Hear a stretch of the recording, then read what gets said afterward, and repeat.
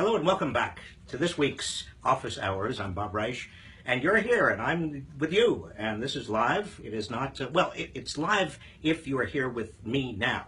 And the time is, at least on the West Coast, it's 4 o'clock, and on the East Coast, it's 7 o'clock. We're doing it sort of differently than we do normally. Normally, we're on Thursday, but don't worry about it. Just make sure, if you know anybody who would like to catch this live, that you share this with them right now and spread the word to dozens of people. There's a lot to talk about. News of the week. Biggest news, obviously, is Michigan and the upset in Michigan. Bernie Sanders taking Michigan. You know, it's an upset only because the pollsters were so wrong. If the pollsters hadn't been so wrong, it would not be considered an upset. But the pollsters, look at, here is what the pollsters, this is my pay no attention to the pollsters plug. All right? These are pollsters that have red faces because they got it so wrong. This is a pollster. These are the three major polls. One had 17% lead for Hillary Clinton in Monday, going into the Tuesday Michigan. The other had 22% lead, and the other gave her a 31% lead. And so it was an upset because the pollsters were so wrong. And why are pollsters wrong? I'll tell you. Political pollsters exist in order to make astrologers look good. And they do this. Why are they wrong? They were wrong, number one, because some of them used, when they do their polls, they do samples, and they call people and say, well, are you a Democrat? And if so, are you registered? Who are you going to vote for? Some of the calls were actually done on landlines. But you see, young people don't have landlines. Duh. And another group of pollsters, what they were doing, it's almost impossible for pollsters to predict how many independents and also how many young people. And they just made a wild estimate of young people, and they were wrong. There were many, many more young people and many more independents who were there and also voting for Bernie Sanders. And then they also did something which I think is a little bit racial stereotyping. The pollsters assumed that because African Americans voted, only 20% of them voted for Bernie Sanders in the Southern primaries, that only 20% of them would vote for Bernie Sanders in Michigan. Now, isn't that a little bit of racial stereotyping? I mean, Southern African Americans are all going to be just like Michigan African Americans? Well, Bernie Sanders did much better. So where do we go now? Now, look at I have a little chart here. What do you think of this? How do you like that? Actually, it's from the New York Times. But nevertheless, John King, eat your heart out. This is a map. This shows, the green shows where Bernie has won caucuses or primaries. The blue is where Hillary Clinton has won caucuses or primaries. And you can see that Hillary has done very, very well in the South. The problem is most of those states are going to, in the general election, vote Republican, right? Bernie has done very, very well in New England and in the Midwest. And this was a draw. This is Iowa and Nebraska. He did very well. Colorado, he did very well. He came very, very close in Nevada. Well, these orange states are the next round. This is where we are going with this march.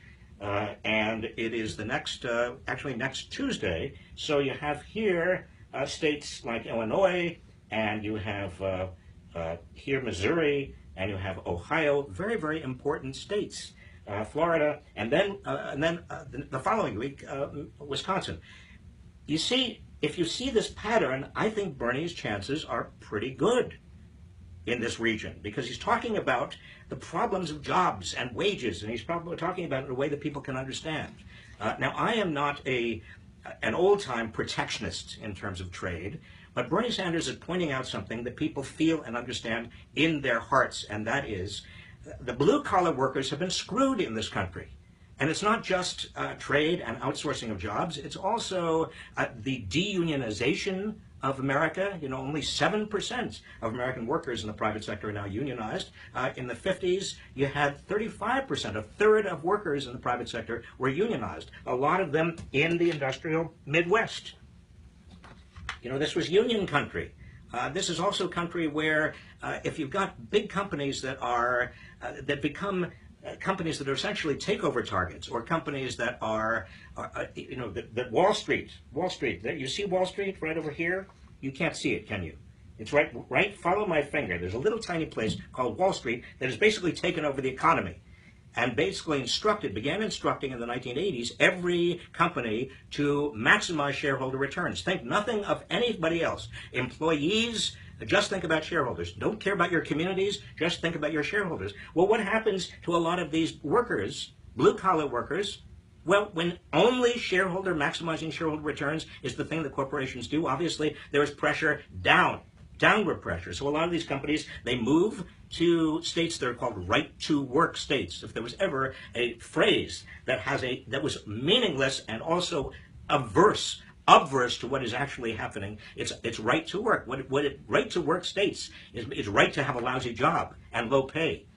Because it's very hard to organize a union in right-to-work states. And that's what a lot of these companies did that were in the Rust Belt. So Bernie Sanders is speaking to the problems of these Americans. And it's not just white blue-collar Americans. It is black blue-collar Americans. One of the biggest stories that is not being told, and that's why we do this 30 minutes, office hours, is because of the stories that are not being told. One of the biggest stories not being told is so many African-American blue-collar workers, working-class African-Americans, lost their jobs. They were in the middle class. They had good union jobs. They couldn't stay there. Once these factories started moving abroad, once we basically deindustrialized a lot of America, including the Midwest, then if you look at the job ladder, the middle rungs on that job ladder were taken out of that job ladder. If you don't have a college degree, you don't any longer have the capacity to get a really good-paying middle-class job, which we used to have in this country. Blacks and whites have suffered as a result of this. Bernie's talking about it, and that's why I think he will do well. But I'm not going to make any predictions, because remember political predictions? What I said about political predictions? You remember? They make astrologers look good. Okay, I also want to talk about Wall Street's bonus pool. Now, you got a lot of Wall Street. It was announced this week. Wall Street, the bonus pool went down 9%, and you had a lot of Wall Streeters who were just crying. I mean, they're not going to get their bonuses, or they'll get a little bit of a bonus. That is ridiculous.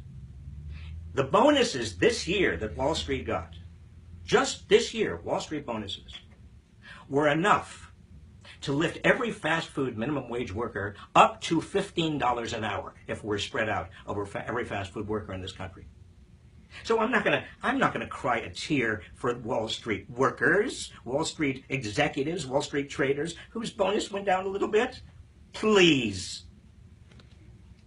Speaking of which, another big issue this week nobody's talking about: tax amnesty. Now, very quietly, what's happening in Washington right now, I was in Washington yesterday. I talked to some people involved in this. There are now corporate lobbyists all over Capitol Hill. And here's what they're doing. They are basically trying to get a tax amnesty for their companies. Now, what does that mean? It means that, well, you've got to understand.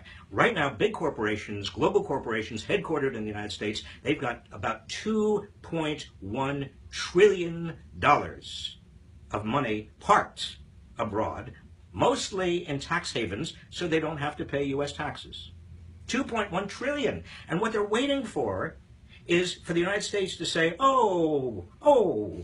we're so sorry. We're so sorry you have to pay 35%. That's the normal corporate tax. But if you come back, bring your money back, we'll give you a special deal. We'll give you an amnesty. You can bring your money back. We'll give you what President Obama is now offering on the Hill, offering Republicans 10%. Special deal, 10%. There are some, believe it or not, there are some Democrats who are now saying that's not low enough. We want to go to 8% or 6.5%. I heard yesterday 6.5%. Now listen, this is big money. Now, if you are a corporation, you've got billions of dollars overseas, and you hear that there's rumor of an amnesty, are you going to bring the money back?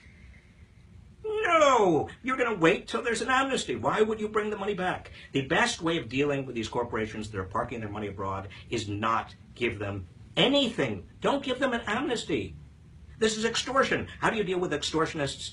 You don't deal with extortionists. That's how you deal with extortionists. They should not expect that they're going to get a tax amnesty. They should not, and they won't. And you know what some of these corporations are doing, some of these lobbyists?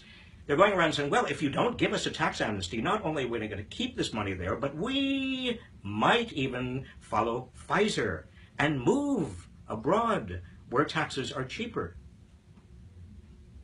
Please. If they want to move abroad, let them go. If they don't want to be American companies anymore, forget it. They don't have to be American companies. But if they're not American companies anymore, you know what? They're not going to get protected, their assets, their intellectual property abroad.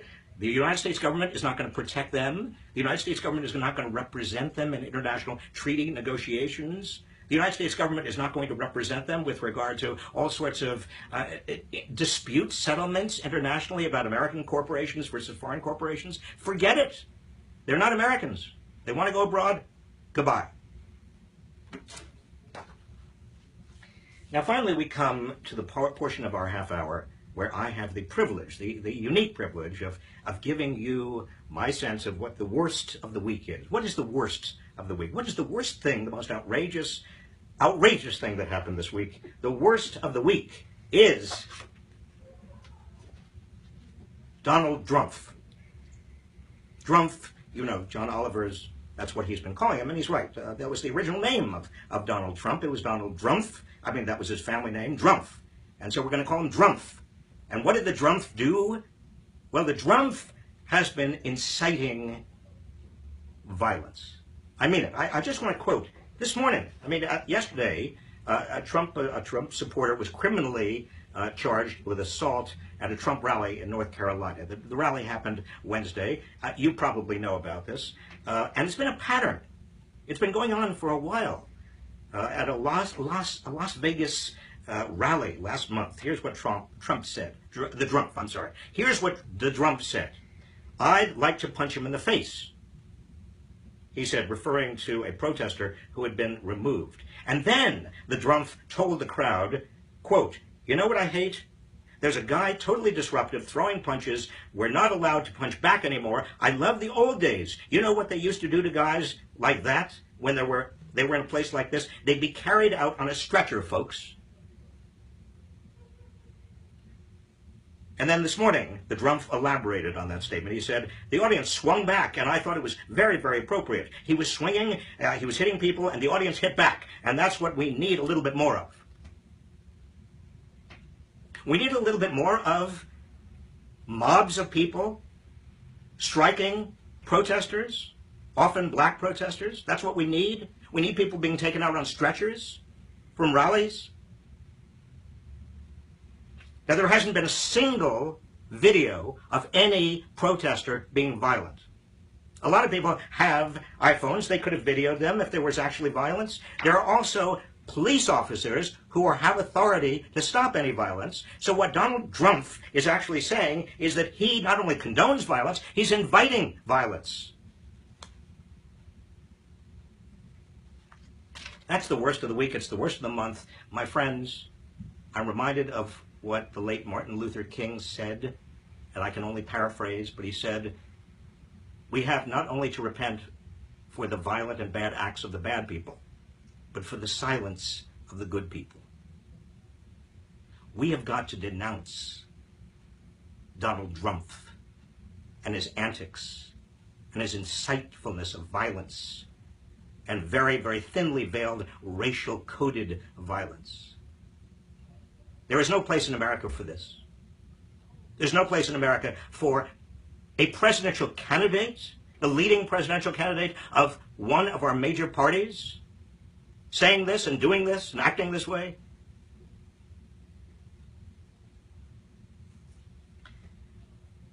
All right. I've got it out of my system for the time being. Let's take your questions, and the questions begin. All right. This is from Tonya Silvestri. Tonya says, 4 p.m. Pacific, what happened to our lunch date, Robert Reich? Tonya, I'm sorry, we'll get back next week. We'll go back to 12 noon. I enjoy having lunch with you, Tonya. I really do. I was in a plane yesterday, and the plane was delayed, and I won't even go into it. Gordon Roberts, do you think that a significant number of Bernie supporters will really stay home or even vote for Trump the Drumpf. Gordon, look, I can't imagine anybody, forget Bernie supporters, I can't imagine anybody in their right mind voting for the Drumpf. All right, this is Duncan Taylor. If Bernie is not the nominee, do you believe that Bernie supporters writing in his name or even writing GOP is a good option? Duncan, if the option, if the real option, if Donald Trump, Drumpf, is going to be the GOP presidential candidate, we don't know that yet. If he's going to be the GOP presidential candidate, then if you don't vote for the candidate opposing the Drumpf, you are inviting the Drumpf into office.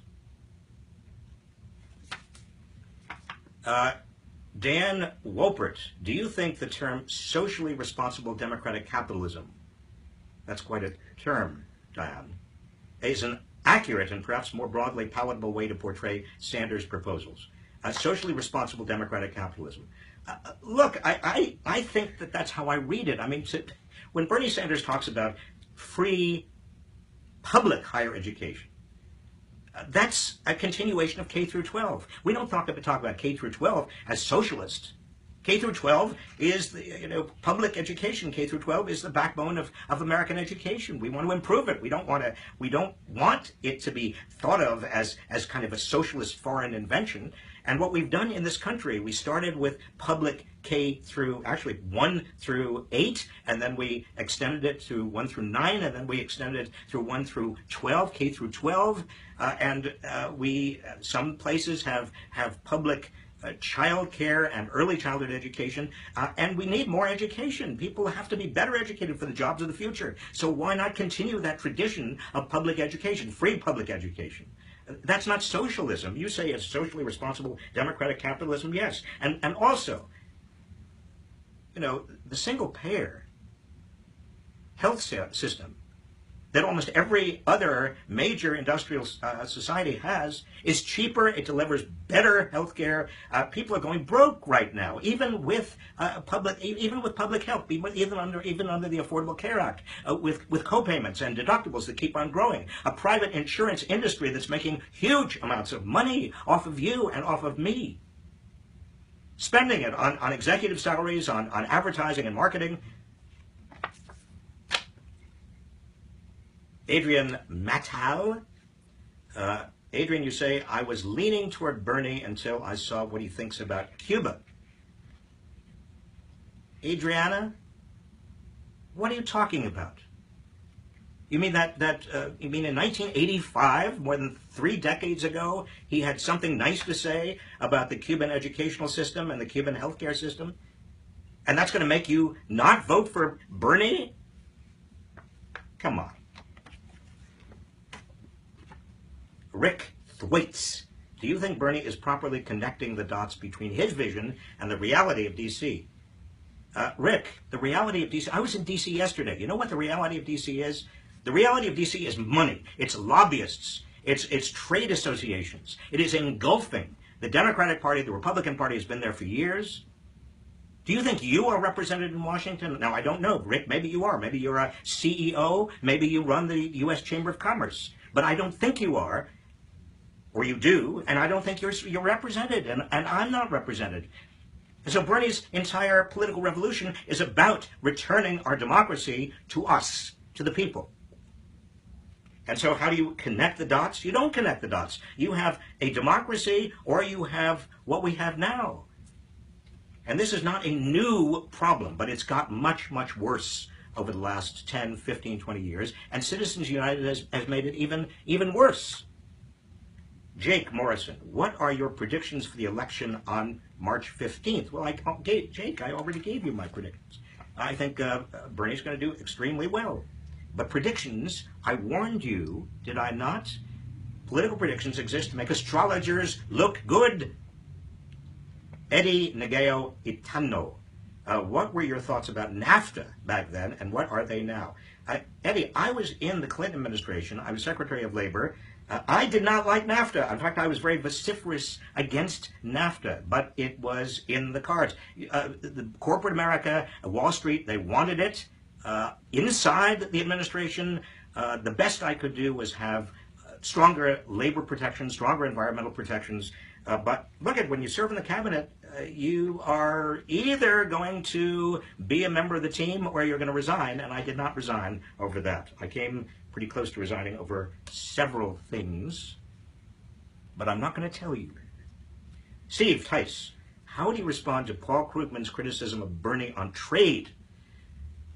Well, Steve, as far as I read, you're talking about Paul Krugman's column today in which he said, well, what he was saying, as I understand it, is that trade is basically good, and I agree with him. Trade is basically good. The problem with trade and the problem with trade policy is that over time, as you lose unions and as you lose your kind of industrial base, and as I said before, as you move to a kind of capitalism that is not stakeholder-based capitalism, such as we had early after the Second World War, but shareholder capitalism, then all of the pressure is to reduce wages. And outsourcing jobs abroad is simply another tool that managements use to threaten workers that unless they settle for less money, their jobs are going to be gone. So I think that if you envision and look at trade in that way, as it's now being used, the threat to move jobs abroad or moving jobs abroad, you see that trade just adds to the arsenal. It reduces even further the power of workers to get better jobs and have better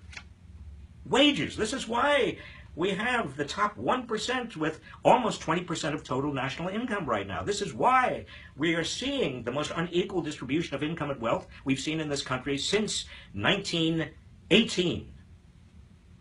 Thomas Liu. In college undergrad economic courses, I was taught more free trade is always better. Free trade agreements like NAFTA are criticized for being unfair to workers. Can you explain why this is? Well, I think I just did. Again, free trade is good because it gives us all access to cheaper products. That's good. That's good. But the burden of free trade has fallen disproportionately on blue-collar workers. Now, in theory, the winners from free trade could compensate the losers and come out ahead, but it's never done. They don't compensate the losers. We used to have something called trade adjustment assistance. Do you remember that? That was something that was supposed to be given to workers that lost their jobs because of trade. Now, I was partly involved in administering that because as Secretary of Labor, that was one of my jobs. It was impossible to do because you never knew why somebody lost a job. Did they lose it because of trade? Or did they lose it because of technology? And it was a bureaucratic nightmare. We do need a system in this country that is a reemployment system that gives people a good chance of getting a good new job that pays as well as the job they have lost. But we don't have anything like that. We're not moving in that direction at all. Jonathan Coit, what is your response to the libertarian idea? You know, I don't even have to read the rest of your question, Jonathan. The libertarian idea? All right, I'll go on. What's your response to the libertarian idea that income tax is theft? I think it's bullshit. You know, as Oliver Wendell Holmes, the great jurist, said, that income taxes are the price we pay for a civilized society. Liz Bowen Cluley, what do you think about a financial transaction tax? Well, I think it's a very good idea. Bernie is proposing it. It's been proposed for many years. It's not a radical idea. Even a member of John F. Kennedy's Council of Economic Advisors proposed a financial transaction tax. That's a small tax, you know, a little 1/10 of 1% or whatever it might be on every financial transaction. That yields a lot of money. It slows down speculation. It puts a little bit of dirt in the wheels of speculative commerce. A lot of that is a zero-sum game, you know, just taking money from one pocket and putting it into another and yielding a lot of money for Wall Street. Why not just get some money out of all of that and stop the speculation? Or at least reduce the speculation. Edmund Seymour. That's a nice name. Can the U.S. achieve full employment by changing the way we control inflation? Well, Edmund, if what you are getting at is that the Federal Reserve Board is now in the process of raising interest rates to control inflation, and we would do better if the Fed was actually keeping interest rates low so that people could borrow and therefore spend, and there could be more commerce, more economic activity, and therefore more jobs, you are absolutely right. Because there is no inflation. There is no inflation. Have you seen any inflation? Look under your bed. Look in your closet. Look in your closet. Look in your garage. See if you can find any inflation. There is no inflation. The Federal Reserve is seeing a phantom. It ought to keep interest rates low. Res good pace. Is that res? Res. What's up with central banks charging negative interest rates? Well, the central bank of the United States is not charging negative interest rates, but negative interest rates are something that I think that central banks certainly are moving toward, and in some cases they are actually trying some experiments. What a negative interest rate actually is it says it penalizes savers, because if you keep a lot of money in the bank, or if you keep a lot of money in bonds, or if you keep a lot of money in reserve and you're not spending it, you're not going to get a lot of interest off of that. In fact, you might actually have to pay the banks. The banks will charge you for parking your money. Now, that may seem a little bit odd, and it does seem a little weird, but there is a logic to it. Because if you don't have enough spending in the economy, if government and individuals are not spending enough to keep the economy going, not only is there a problem of recession, there's a problem of deflation. So you might want to have negative interest rates to avoid deflation. Prices start dropping, and then people don't buy because they say, well, prices are going to continue to drop. And then you're really in trouble. That's a deflationary cycle. It's very, very dangerous. We're not near it in the United States. But I think that there is some chance of recession even this year. The rest of the world is doing much worse than we are. Sean Ward. Do you agree that creating more employee-owned companies would be one of the best ways to revitalize the middle class? Well, more employee-owned companies certainly is a good way to revitalize the middle class, but here's the downside, and I want you to be aware of the downside. This is not, I'm not saying anything negative about employee-owned companies, but the downside is that if employees are putting all of their eggs in one basket, all of their savings, all of their investment, it's all their employee ownership. Well, what happens if that company goes down? In other words, they're not diversifying their savings. You want to diversify your savings. If you got any savings, you want to diversify it so that you're not caught if your one company that you happen to own really tanks. So I would combine employee ownership with some sort of insurance policy. So many companies are sharing that kind of risk, and many employees are sharing the risk. The other issue is, how do you get capital? If it's employee-owned, how do you get the investors who are not the employees to want to buy in? They may not feel comfortable. But we can talk about that. We can talk about it. It's important. We ought to move forward with it. I'm not poo-pooing it at all. Max Valdez, I've just seen your documentary on cable, and it really, well, it's a documentary. You saw it on cable. It's not a documentary about the cable industry. You're talking about inequality for all. I've just seen your documentary on cable, and it really opened my eyes. Wish every American could watch it. Max, thank you.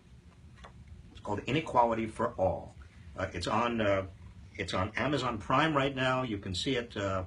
Netflix. For some reason, Netflix stopped carrying it, and Netflix was doing it for up until 1 year before the election. And after Election Day, Netflix is going to once again show Inequality for All. I don't get it. Okay, last question, and here it is from Mario Kane. One question: when are we going to see you back to the nightly show panel? What nightly show panel, Mario? I mean, I do television occasionally, but isn't this better than television? Seriously. I mean, right now, we are communicating. I can tell you what I think. You can ask me questions. We can have our own kind of private conversation, and it doesn't have to be, it's the cost of a television show, the cost of putting on a television show is huge. Do you know how much this costs to do? So I'm going to stick here, but I'll do the nightly show. Anybody who wants me on television, I'll try to accommodate them. Anyway, it's a pleasure, my pleasure. I'm glad you tuned in for this special office hours, this sort of prime time. We're in prime time right now, and we're not ready for prime time. But nevertheless, I want to thank Zoe Umlaut, Beck, Yael Bridge. Yael can't be with us tonight, but thank her anyway. Thank you for tuning in. Thank you for listening. Thank you for being the people you are. And we're going to win. We are going to win. We're going to win back our democracy. We're going to win back our economy. And I can't wait. Bye.